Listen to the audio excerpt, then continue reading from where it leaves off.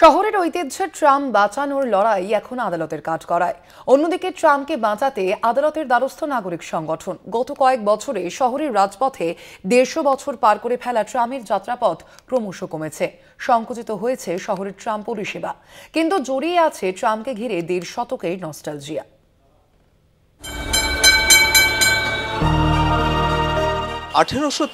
সালে ঘোড়ায় টানা ট্রাম দিয়ে শুরু হয়েছিল শহর কলকাতায় ট্রামের পথ চলা।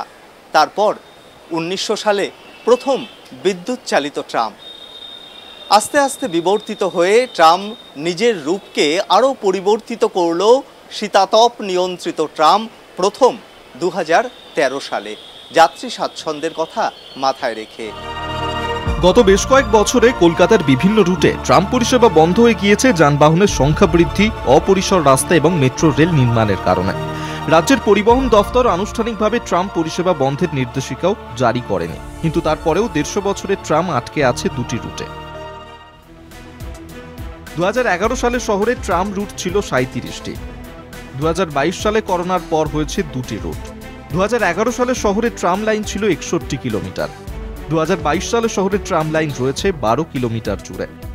২০১১ সালে প্রতিদিন ৭০,০০০ যাত্রী যাতায়াত করতেন, বর্তমানে সংখ্যাটি হাতে গোনা কয়েক হাজার। ২০১১ সালে ট্রাম পরিষেবার সঙ্গে যুক্ত ছিলেন ৭,০০০ কর্মী, বর্তমানে সংখ্যাটা খুবই কম। ইতিমধ্যেই শহরের ঐতিহ্যবাহী ট্রাম রক্ষা করতে সচেতন হওয়ার নির্দেশ দিয়েছে কলকাতা হাইকোর্টের প্রধান বিচারপতির ডিভিশন বেঞ্চ। অন্যদিকে এই নির্দেশকে চ্যালেঞ্জ করে শীর্ষ আদালতের দ্বারস্থ হয়েছে রাজ্য সরকার। শহরের ঐতিহ্যের ভবিষ্যৎ এখন প্রশ্নচিহ্নের সামনে। এসবের মাঝেই ট্রামকে ঘিরে নস্টালজিক এই শহরের মানুষ।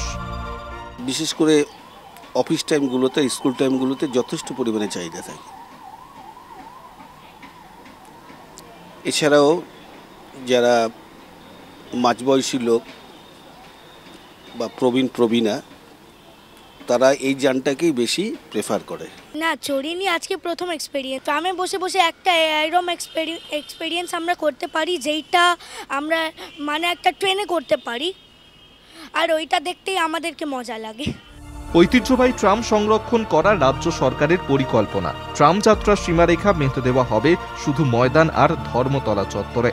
শুধুমাত্র শহর ঘুরতে আসা পর্যটকদের কাছে ঐতিহ্যের সাক্ষ্য বহন করবে ১.৫ শতকের ট্রাম।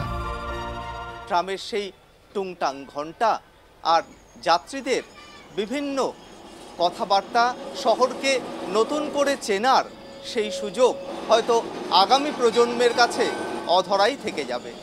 ক্যামেরায় সুবীর ঘোষের সঙ্গে সত্যসুন্দর ভট্টাচার্য, কলকাতা।